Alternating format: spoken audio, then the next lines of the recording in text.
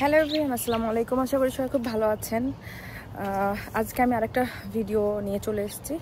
সেই টপিকটা হচ্ছে যে আপনারা অস্ট্রেলিয়া আসার পরে কিভাবে পার্ট টাইম জব খুঁজবেন।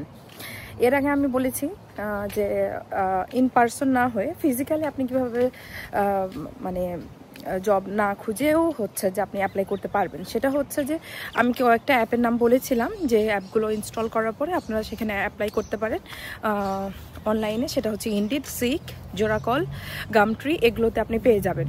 সো এগুলো আমি নাম মেনশন করে দিব আমার ভিডিওতে, নিচে ডিসক্রিপশনে দেখে নিতে পারবেন। আর আজকে আমি বলবো ইন পার্সন আপনারা কিভাবে জব খুঁজবেন, বা যখন আপনারা হচ্ছে যে বাইরে বের হবেন। অনেকে থাকে যায় যে পার্ট টাইম জবের পাশাপাশি মানে আপনি যে টিএফএন জব করছেন সেটার পাশাপাশি অবশ্যই ক্যাশ জবের দরকার পড়ে। সো ইন পার্সন বেশিরভাগ আমি বলবো ক্যাশ জবের জন্য হচ্ছে যে আপনারা যেতে পারেন। আর টিএফএন জবও কিছু কিছু রেস্টুরেন্ট বা কার ওয়াশ এরকম জায়গাতে নিতে পারে।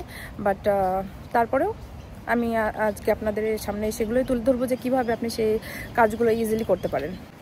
আমি বাইরে বের হয়েছি আমার এক ফ্রেন্ডের সাথে, একটু দেখা করবো, একটু কফি খাবো। সেজন্য গোসল করে আমি রান্না করে শেষ করে, আজকে যেহেতু ছুটির দিন তাই ভাবলাম যে আজকে এই টাইম শনিবারে, তা আমি ভাবলাম যে হেঁটে হেঁটে যতটুকু যে টাইমটুকু যাবো 10 মিনিট লাগবে হেঁটে যাইতে আর কি তার কাছে। সো তার মধ্যে আমি ভিডিওটা মেক করে ফেলি।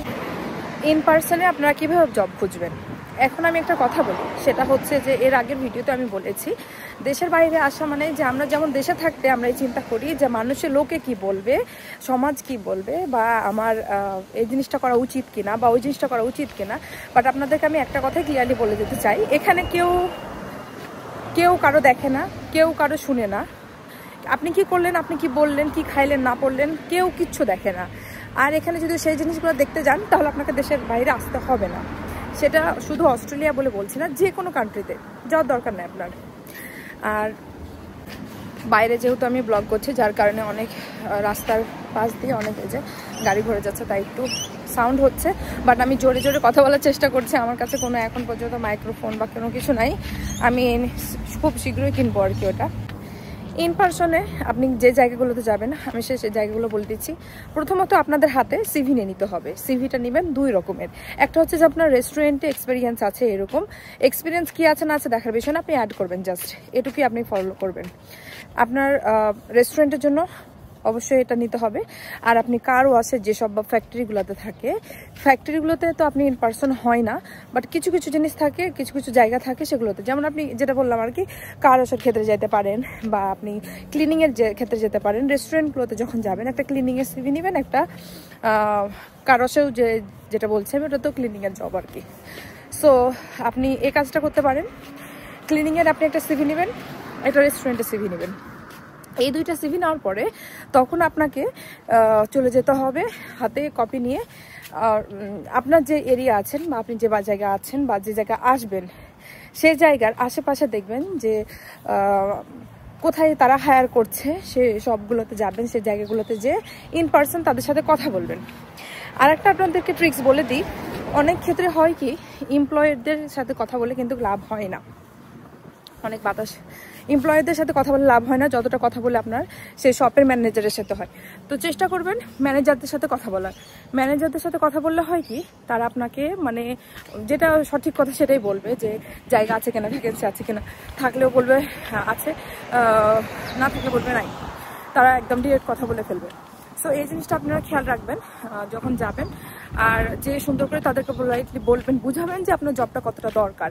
প্রয়োজন পড়লে তাদেরকে বলবেন যে আপনি প্লিজ একবার আপনার আমার ট্রায়ালে দেখেন আমি কাজটা কেমন করতে পারছি না পাচ্ছি, এরকমভাবে বলবেন।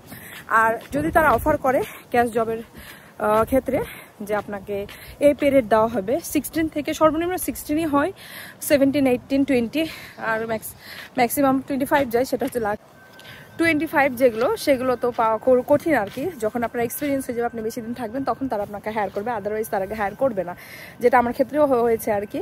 তো আমিও ক্যাশ জব পেয়েছিলাম, কিন্তু ক্যাশ জব আমি এই মুহূর্তে আমি চাচ্ছি যে আমার 20-র ওপরে যেন থাকুক, এরকম স্যালারি থাকলে আমি সেই জায়গাতে মানে জব করার জন্য ইন্টারেস্ট ফিল করব।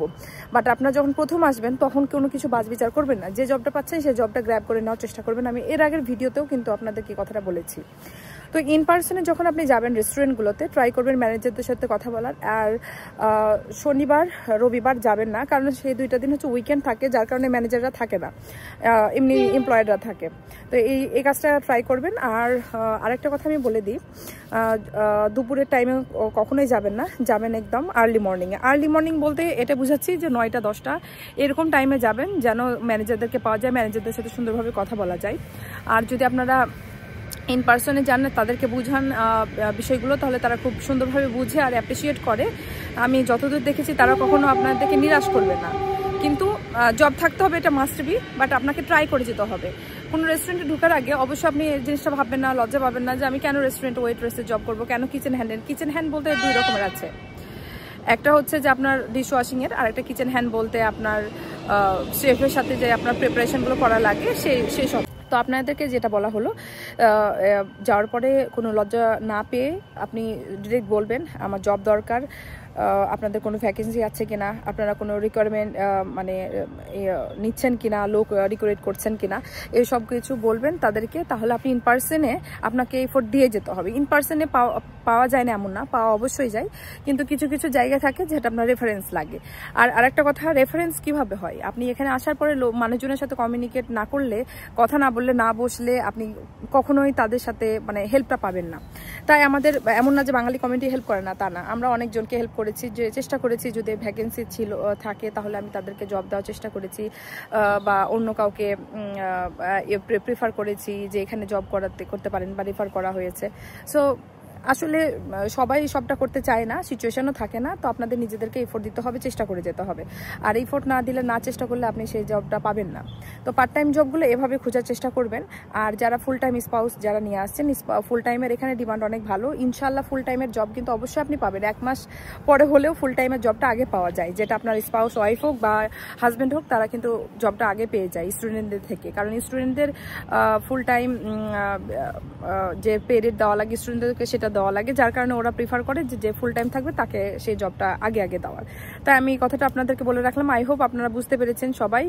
আর আমার ভিডিও যদি ভালো লাগে অবশ্যই আমাকে সাপোর্ট করবেন, এটুকুই আমি চাইবো। আর আরও যাদের ইনকোয়ারি আছে অনেক কিছু বিষয়ে, সেসব বিষয়ে আমি ভিডিও করার বরাবরই চেষ্টা করব, আমি এটা বলে গেছি। কিন্তু যাদের এখন পার্ট টাইম যে জবটা দরকার, অবশ্যই আপনারা দেখবেন ইন্ডিডে অবশ্যই অ্যাপ্লাই করবেন। ইন্ডিডে খুব দ্রুত রেসপন্স পাওয়া যায়, জোড়া কলেও দেখবেন, ওখানেও কিন্তু আপনারা ক্যাশ জবের পাবেন। সো ইন পার্সন গেলে অবশ্যই আপনাকে এফোর্ট দিতে হবে। আর সিভি নিয়ে যেতে ভুলবেন না, 2 রকম সিভি অবশ্যই রাখবেন। একটা ক্লিনিং জবের জন্য রাখবেন সিভি রেডি রেখে, আর একটা রেস্টুরেন্টের আপনার এক্সপিরিয়েন্স আছে এরকম একটা সিভি রেডি করে রাখবেন। আই হোপ আপনারা সবাই বুঝতে পেরেছেন। আমার ভিডিও থ্রুতে কিছুটা হলে আপনাদের হেল্প করার বা আপনাদের ক্লু দেওয়ার চেষ্টা করতে পেরেছি। আর আমি যে 1 বছর হয়ে গেছে আমার এখানে আসা, 1 বছরে কি এক্সপিরিয়েন্স হয়েছে আমি সেটা অবশ্যই তুলে ধরবো। As a couple, as a single, কতটুকু পজিটিভ নেগেটিভ ভালো মন্দ সব কিছু আমি আপনাদের সামনে তুলে ধরার চেষ্টা করব। একটা ভিডিও নিয়ে আসবো খুব শীঘ্রই আমার হাজব্যান্ডের সাথে। হোপফুলি আপনারা ভালো থাকবেন। এখানে আমার ভিডিওটা শেষ করছি, আর আমার জন্য দোয়া করবেন। আল্লাহ হাফেজ।